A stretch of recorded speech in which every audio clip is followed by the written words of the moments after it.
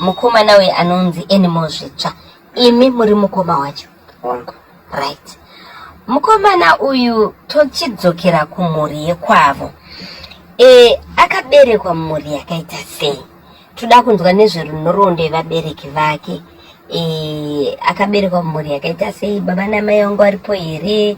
Vakaberekwa vari vangani? Upenyu hwababa vakararama upenyu hwakaita sei? Baba wake vainzi Fresha Zvitsva. Zita ramai ndiro ndakangana. Mbama vakaberekwa vari 4. 2 vasikana 2 vakomana. Alright, imi muri mukoma wekwa baba mukuru. Baba mukuru.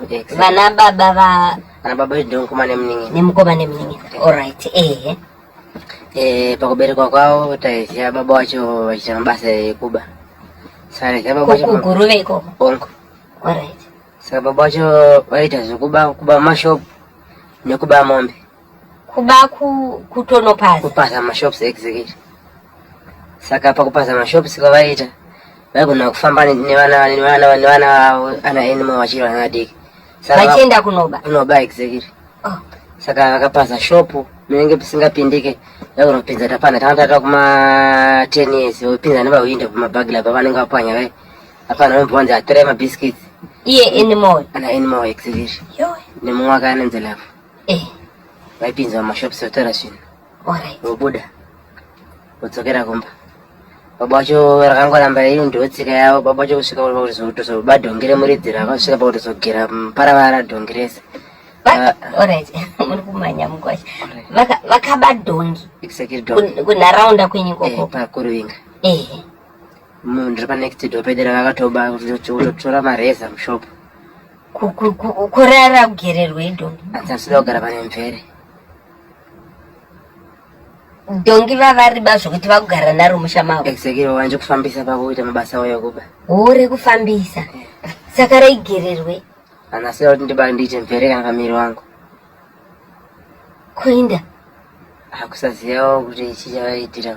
Alright, Saka vachiitawo mabasa ekuba vaibawo mombe. Nekupasa mashopu.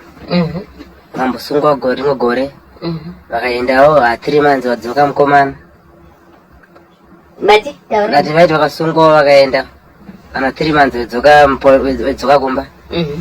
Vadzoka vanongodzoka on ndo basa rekubara vaingotese ravaiita. Saka unoona pakuba kwavaita vakaenda nechikafu chekumba vachitarana navabereki vedu kuti ana nhingi muchafane namo. Isati pafane namo bhozi tinoziva kuzvishandira. Kuri kuba iko. Vachitaura nababa vedu executive vachinyaya kuba. Alright. Nababa vaiti zvinombayirawo zvene. Vaingosiyana nazvo. Saka uchingona kuita zvokuba itombotsowa iwe siyana nazvo. Kuzosvikira vakatozodzingwa muvhireji mataigara paruinga yenzi Velem village. Vakaenda kunogara kunonzi kumajisarara. Apa vakadzingwa mhuri yese? Nemhuri yeMazvitsva. Alright. Pamusha vedu sakanzi ipa munomorese vaunyangadza village. Mbongo vaenda kunonzi kumajisarara. Vari kumajisarara ikoko futi vakazipesera vadzingwa futi nyaya yekuba. Ore upenyu hwavo vava neprofession kampani chavakamboita vava ri murimi here vaita seko vaingorarama nekuba chete. Vakamboita zvekumbovaka kuguru kuri kumaChina. Ndo history takangonzwa kuti vakambonga vari build. Vava ri build. Exactly. Apa ndanga basa rakazonzwa ravaita.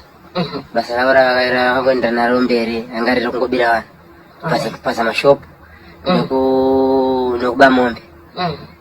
Kuzosvikira vakazosungwawo vakatozobatiwawo nemapurisa vagarirawo mai vangu nhaka. Vakazobatiwawo nemapurisa vari mumba vangu nhaka vanga asi. Bati vakazosungwa vaita sei? Vangagarira mai vangu nhaka. Mukadzi wababa vangu ari mukadzi womukoma wababa enimo. Saka ndovabatawo vagarira. Mainini murume vakafa. Exactly. Ivo bva vagara mukadzi womukoma nhaka. Ndobva vabata futi kechiti vari kumba kwemukoma. Ndobva vaenda futi kupolisi. Vasungwa futi.